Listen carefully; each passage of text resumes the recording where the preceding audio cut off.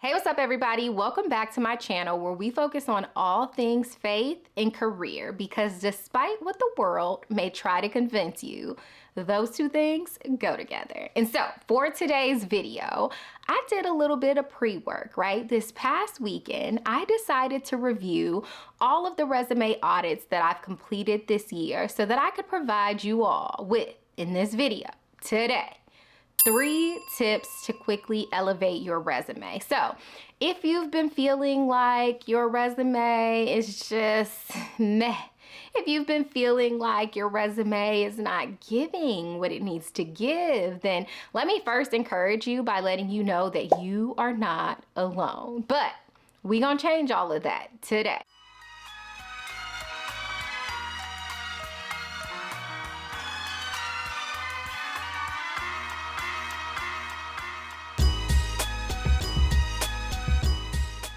So tip number 1 is don't confuse easy for you with easy to do. I'm gonna say that again.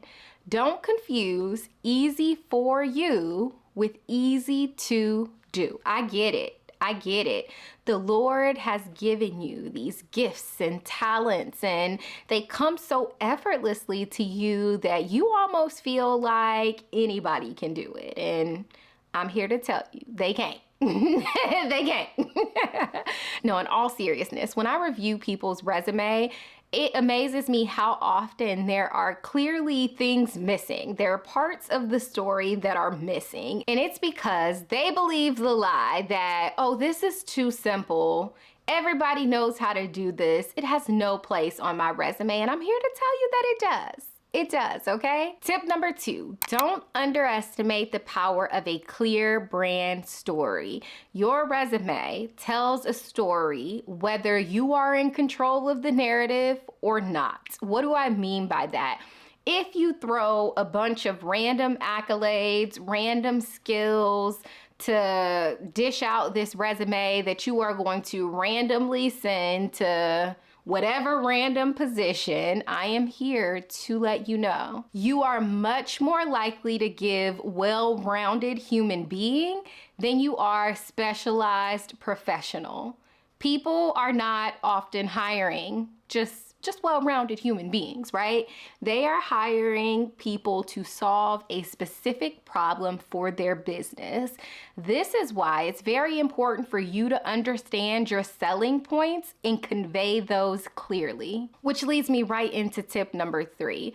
Trying to create a one-size-fits-all resume rarely ever works. Waste of time. Specific roles require specific skills. The same with specific industries. Like a resume for a data analyst is going to look different from a resume for a product manager. The same way a resume for a project manager in marketing is going to look very different from a resume for a project manager in recruiting. I get it. You're trying to save yourself time, but in reality, you are just wasting your time. You are wasting your time. So listen, if you have been applying relentlessly and you have not been called in for any interviews, let me tell you, your resume is likely the problem. So if you're thinking, yeah, girl, you're right, it's my resume, it's probably the problem, I want to invite you to check out the links in the description below. I've linked first to my resume guide, which will walk you through the steps for creating a captivating resume.